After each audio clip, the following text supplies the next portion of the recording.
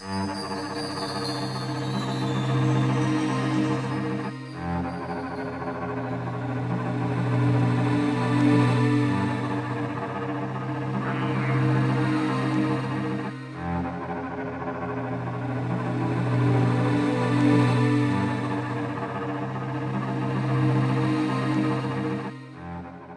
sitting here now with Giorgio Piacenza at the Orlando Symposium here for Mufon. Tell us a little bit about your background and what got you involved. Well, I'm from Lima, Peru. Back in 1975, my uncle began communicating with extraterrestrials through psychography. Psychography is automatic writing, a form of instrumental telepathy. And, well, they invited my family, my uncle, my cousin, they invited me to a place called Chilca, south of Lima, Peru. And at about 11 p.m., we were about 10 persons, we witnessed a lens-shaped object coming out of the water, and it seemed to be only about 80 feet from us, 80 feet from us. I'm sorry. 80 meters. 80 meters. There's a big difference. 80 meters, still quite close. And it seemed to have about 12 meters in diameter. Yes. So it was like a regular lens-shaped, illuminated object, like a lentil, but illuminated. It was so bright that it created a reflection on the water. It was floating at about, I would say, 10 feet over the water, just behind the surf. And we were in the middle of this beach at night. So that was like the first event that confirmed to me that this phenomenon was real and that it was not a simple thing. And we, my cousin and I and everybody there, assumed that there were indeed intelligences actually communicating with my uncle, and well, also some of his friends were also in contact, because he knew when and where to go to see this. And that's been a long time ago, but since then I thought, well, we need to know, humanity needs to know about this. There might be other beings older than us that know about our history. They might know who Jesus was, what he did, what's the real story behind his life. They might know so many things that we should try to be in contact with them, converse, and learn more about ourselves. Yeah, that was the beginning in 1975. Did it almost in a sense, in a way, to try to almost build a relationship with this unknown phenomenon to yourself? Yes, from the very beginning, it already felt like a relationship, because members of my family were interacting with this phenomenon. Yes, and then they invited me to their communication sessions, and in these sessions, the beings that were allegedly communicating with them called themselves Apunians, from Apu, A-P-U. And they said that they had an underwater base in Chilca, in Peru. Chilca, yeah, it's a beach about 35, 40 miles south of Lima, where, yeah, it's true. I mean, many sightings have happened there by fishermen and locals living there, and then other contact groups have also have their experiences there. So it's a hot spot. Did they say why? Why? They say that they had a base there. Maybe that's the main reason. Another possible reason is that there are fault lines that meet in this area. There are many earthquakes, actually, that originate in this area of Chilca. It could be, I mean, this is very speculative, that some sort of telluric energy or Earth geophysical energy originates there, that somehow it's useful for them. Also, if you draw a parallel line towards the east, you touch a place called Pantiacoya in the Amazon jungle. A place full of mystery. There have been many expeditions to Pantiacoya searching for an Inca city where allegedly the sun disk was taken right before the Spaniards arrived into Cusco. So there seems to be like a geographic link to this other place. It is also called Paititi in South American legend and lore. And Paititi means the twin city of Cusco.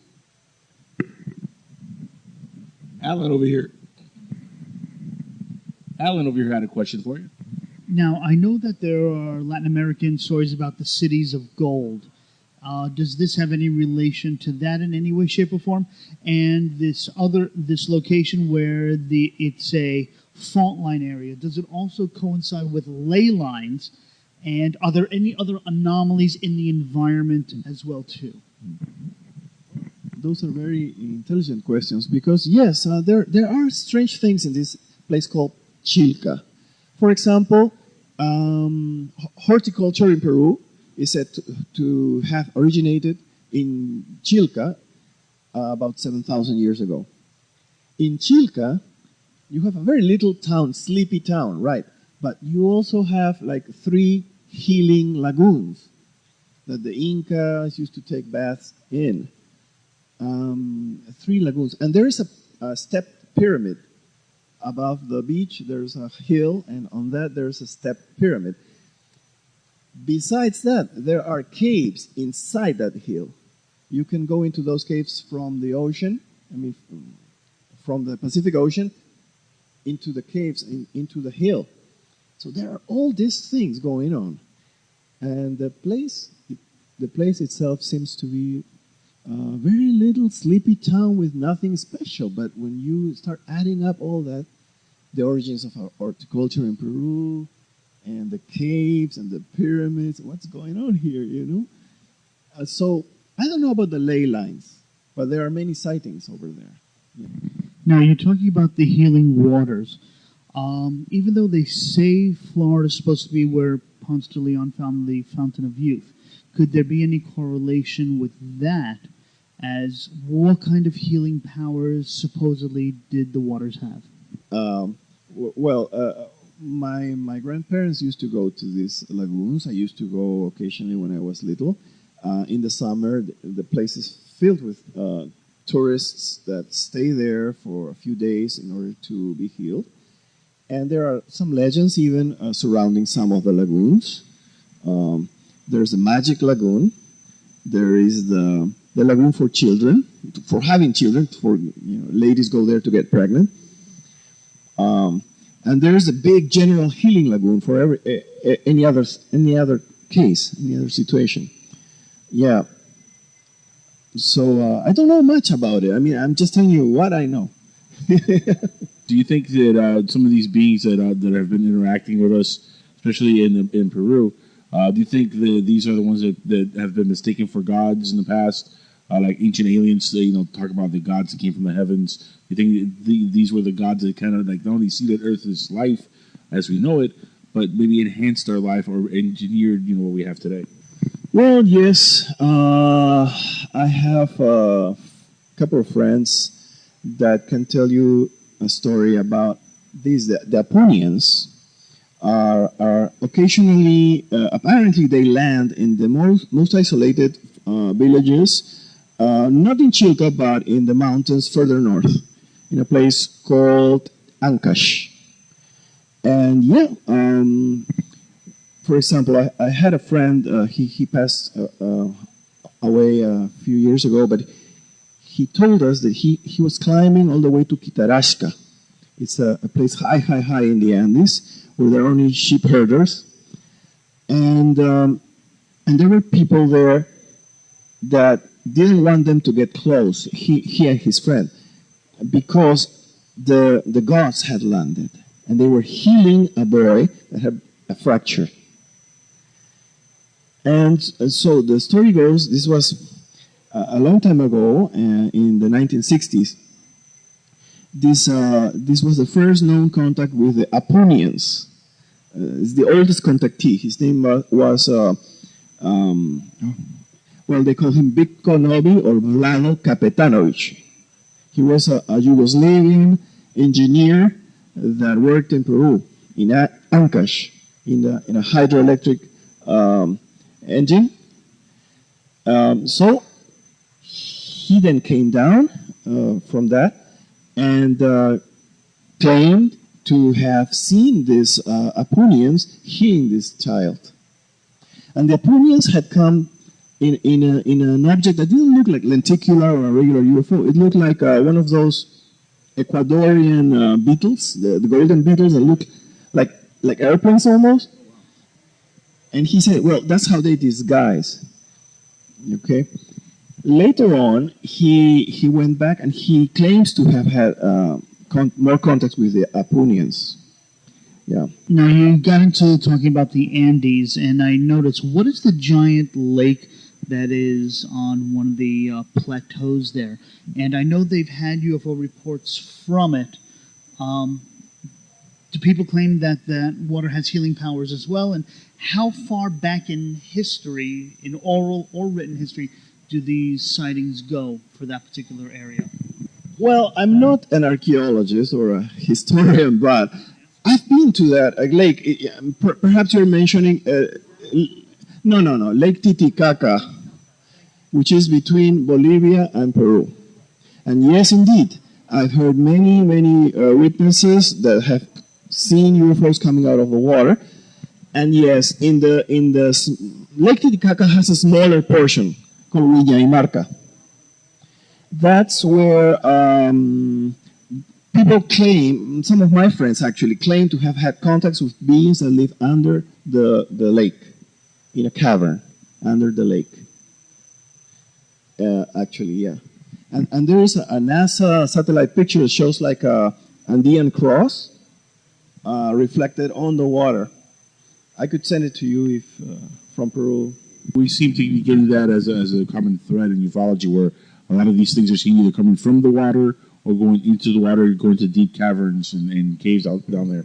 Your friend who said that they saw the, Apunians, did he say what they looked like? Yeah, well, he said that these Apunians looked like us, basically. They were about 5'8", 5'6". There was also a human lady that had been taken to their world, and she had come back with them in that occasion. Now, the Apunians, completely willingly. There are very few abduction cases and situations in Peru. There are some, but not as many as here in the U.S. So it's all voluntary. It's all very communicative. The problem always seems to be the human mind doesn't want to believe. The human mind feels contradicted, or it feels afraid. In this case, my friend Vlado Kapetanovic, he thought that these were spies from another country and, curse them. Hey, go tell those stories to your grandmother. Get out of here. Until he found out that because of how they flew, what they were doing with the child who was healed, that they were not spies. Yeah. Well, and these Apunians, because there are other varieties as far as I know, these Apunians, their shoulders were a little lower like this, not big-shouldered. And I think he said that, the earlobes were a little longer, if I'm not mistaken. Otherwise, they were human beings. With all the humans from less developed cultures across the world are known to do everything from cranial skull stretching to having elongating and putting those giant rings in their ears to elongate their earlobes and things like that.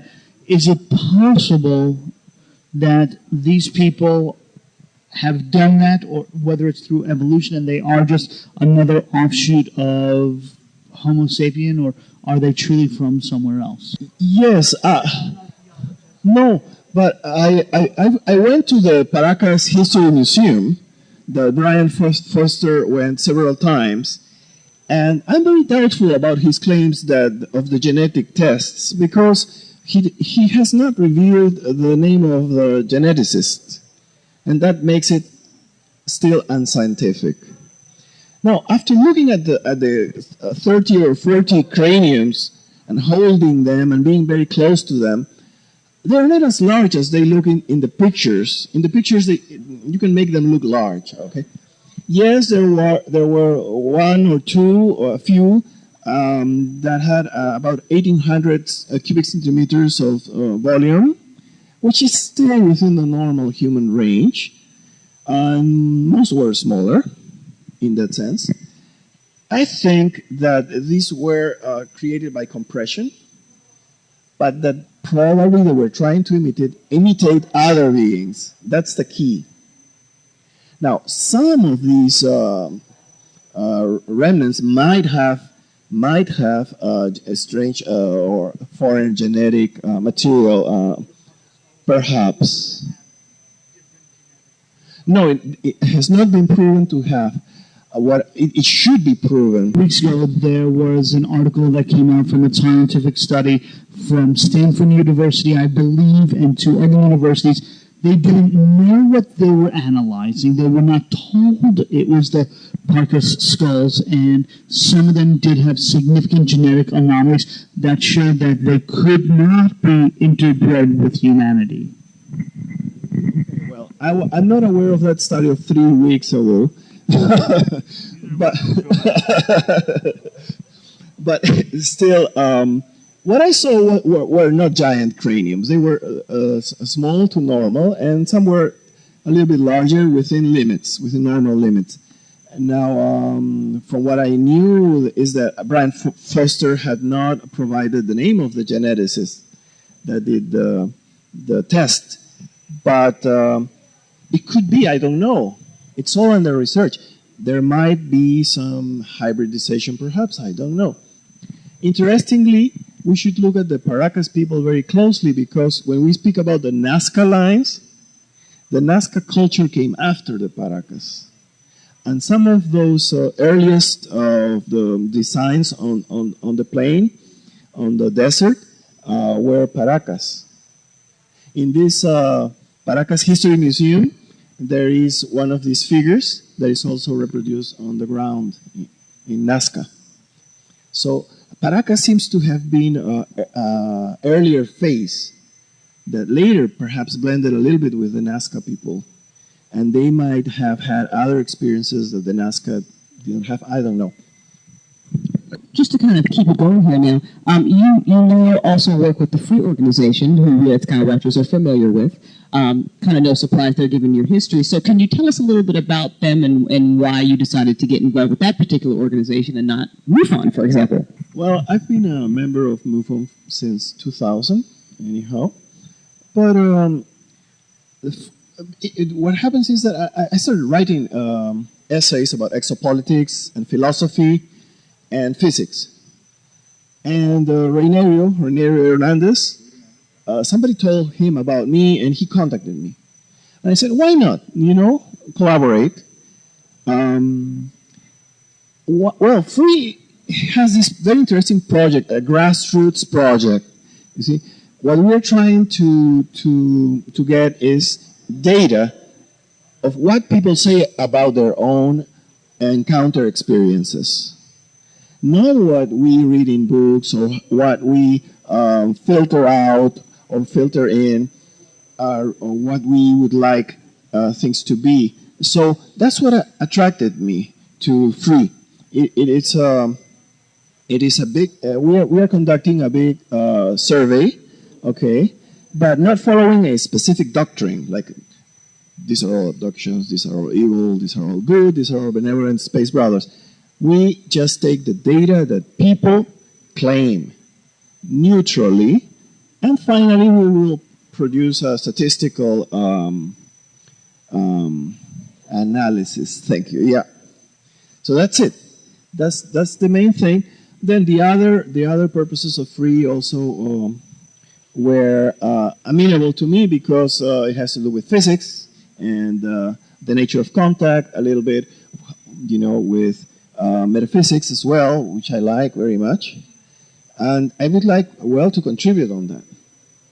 Because if thousands or millions of people are describing encounter experiences, what does that mean?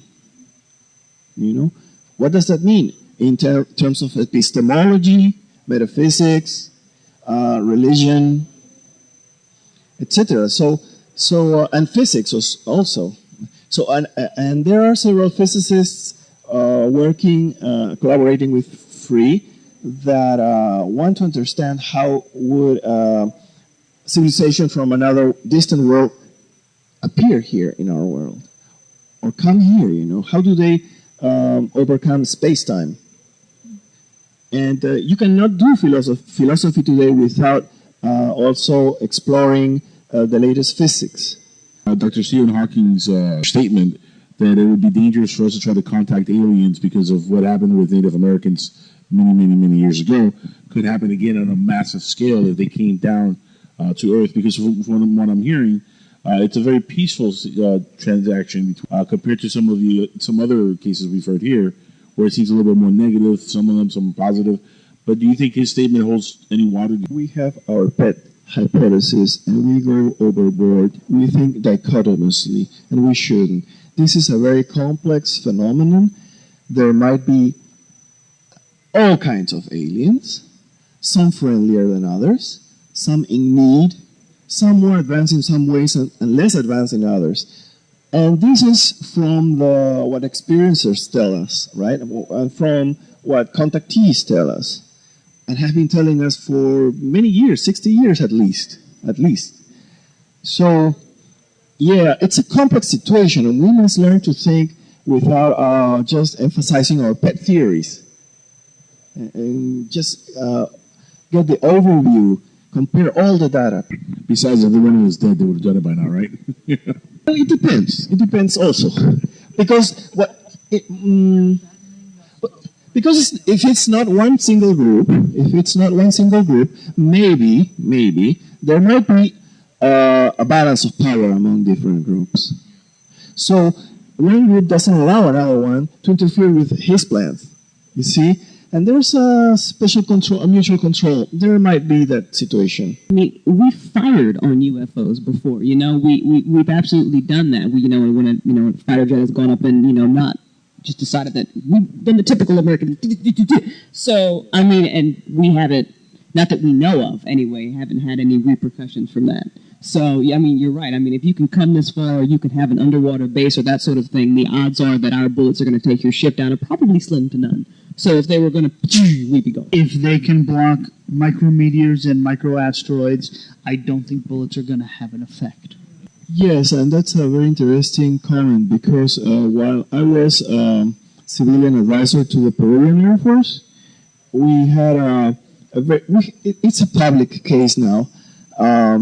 There was an intercept of a UFO that was hovering above an Air Force base in Peru at about 6:30 a.m.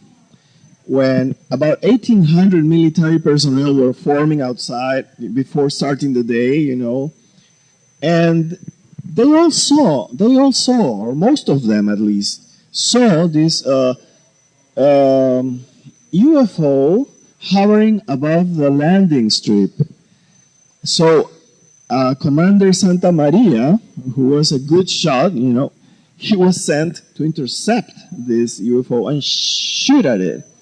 Because from a military standpoint, no object should be flying in restricted airspace without permission. So he approached, and everybody was watching, and it was daytime already, and he approached and shot at this thing, which looked like a light bulb on top with a round metallic circle underneath. And he shot about 64 obus. Actually, it's like an old light bulb with a round platform underneath. Yes, a silvery platform underneath. And he shot it at close range. And he says that the thing just absorbed it. Something like a marshmallow. Nothing happened to it. With 64 bullets the size of a large Coca-Cola bottle. It's called obus in Spanish. So then he turned around and he climbed and he started coming down, descending on the object to shoot it from above. And the object just slid out of the way. And then he turned around with his afterburners and all and tried to reach him from the side. And when he was next to it, the object climbed up maybe like a mile. And then he tried once more, and the object just zoomed away again. He ran out of fuel because he was using the afterburners all the time. So he decided to return to base and all that. At that time, there were Russian military advisors in Peru. It was 1980. Okay, but it still is the best documented case with most witnesses and officially accepted by the Peruvian Air Force. It's no secret. It was confidential back then until the year 2000, more or less. But it's no secret anymore. So there was this dogfight with a UFO. And nothing happened to the UFO, actually, you know. And the Russian advisors, because the object returned the following day. And the Russian advisors told base commander, don't waste your time attacking that object. You know, it's as though they knew. And everybody says that Roswell, we shot him down, right? The Roswell ship. And I tend to think that was one of ours that we built, and we crashed it because we were testing it. That's my personal theory on Roswell. If their ships are so much more advanced, if they can come from another light system, like galaxy, wherever, to Earth, they can get around bullets just like that ship absorb the bullet or absorb the shots. I'm pretty sure that there's no way we can shoot one of these things down, with our current knowledge and technology that we have. Maybe our black budget stuff, stuff they don't tell us about, maybe there's something there, but there's rumors about radar being able to knock them off course. I think if you're a being from another star system, you can get around radar pretty easily. I'm pretty sure that's not going to be much of a problem. It's almost like let me hover over this base and see what kind of a response I'm going to get. Instead of saying hi, we're like, go shoot it. That's a great first impression. We make the most amazing first impression. Oh, God. Just everywhere. God, no wonder we're never going to see them because they show up, we shoot at them. My question to you is, with the free data that you guys are getting, have you found any kind of correlation between alien species and aircraft and the kind of aircraft that they fly? Because I know you guys are getting in a lot of data. So with these eyewitness testimonies, do the Apus always drive the lens-shaped ones that come out of the ocean? Or, how does that work? Well, that's a great question. Still, we have not tabulated all the questions with each other. There are too many factors. It's like the first survey is about 300 questions. The second one is comparable, and the third one. So, but that's a very important. It would be interesting to find out. Yeah, well, we haven't done it yet. We haven't done it. That's in the works. It takes a long time, though.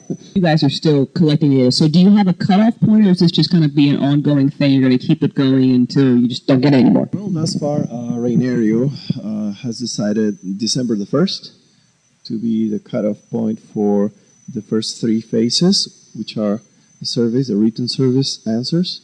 And the 4th phase will be interviews, personal interviews. Out of a population of perhaps 3,500, we'll probably interview 100 or so, perhaps 200. But we need volunteers. We need help for this. It's a lot of work. Yeah. Thank you so much for participating here on Skywatchers with us and giving us some of your time here. And, it was fascinating talking to you. And hopefully we can have you on the show on a full-time basis. Come out and we'll do one of the episodes with us. We'd love to have you on for a full hour interview. Okay, Angel. Thank you very much for this opportunity, too. But if we can communicate from Peru with my computer, we could do it. Thank you. It's not alien, but technology definitely has advanced. We could definitely do that. Skype is a beautiful thing. Giorgio, thank you so much for being here with us. Fascinating, gentlemen. And again, the free organization, check them out. Give us a website for the free organization. What does it stand for? Great question. We were wondering that earlier. What does free stand for? Foundation for Research of extraterrestrial encounter experiences, basically. It's experiencer.org. Experiencer.org.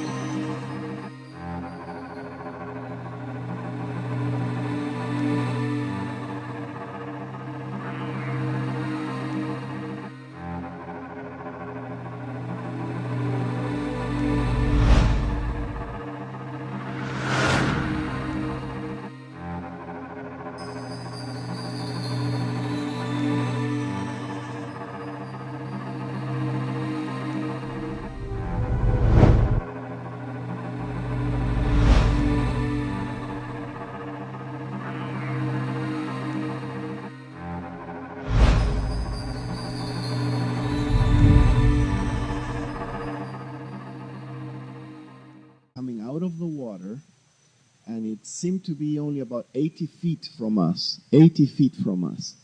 I'm sorry. 80 meters. 80 meters. There's a big difference. 80 meters. Still quite close. And it seemed to have about 12 meters in diameter. Yes. So it was like a regular lens-shaped, illuminated object, like a lentil, but illuminated. It was so bright that it created a reflection on the water. It was floating at about, I would say, 10 feet over the water, just behind the surf. And we were in the middle of this beach at night. So that was like the first event that confirmed to me that this phenomenon was real and that it was not a simple thing.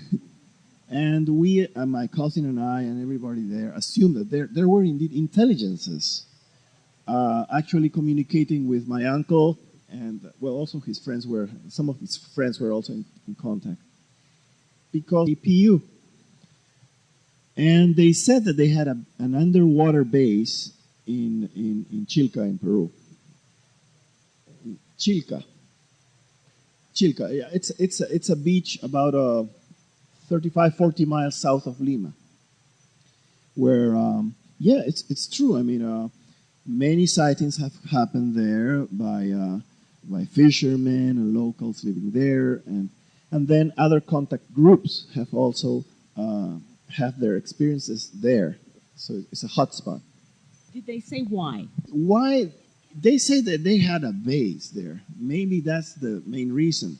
Another possible reason is that there are fault lines that meet in this area. There are many earthquakes, actually, that originate in this area of Chilca. It could be, I mean, this is very speculative, that some sort of telluric energy or earth geophysical energy originates there, that somehow it's useful for them. Also, if you draw a parallel line towards the east, you touch a place called Pantiacoya in the Amazon jungle. A place full of mystery. There have been many expeditions to Pantiacoya searching for an Inca city where allegedly the sun disk was taken right before the Spaniards arrived into Cusco. So there seems to be like a geographic link to this other place.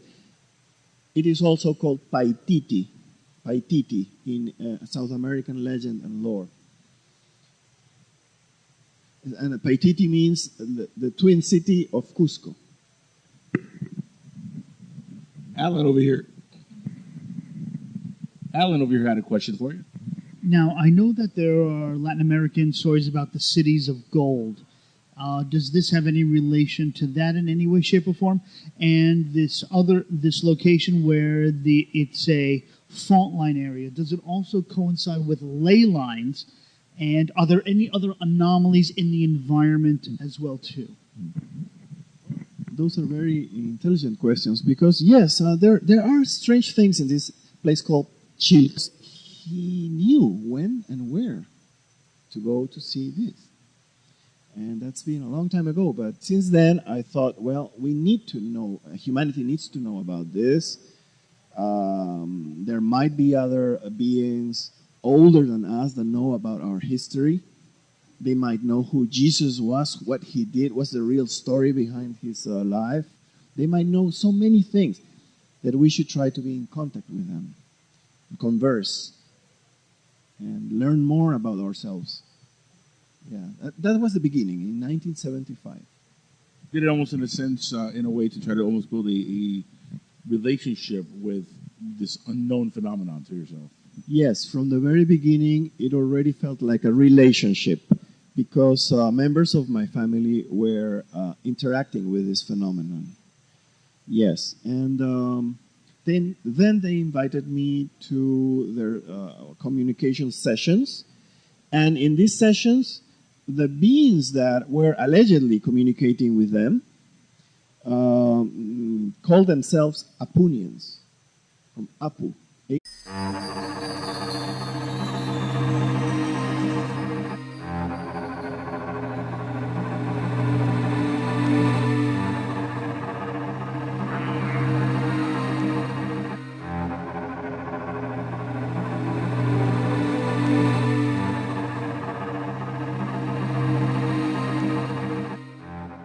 We're sitting here now with Giorgio Piacenza at the Orlando Symposium here for Mufon.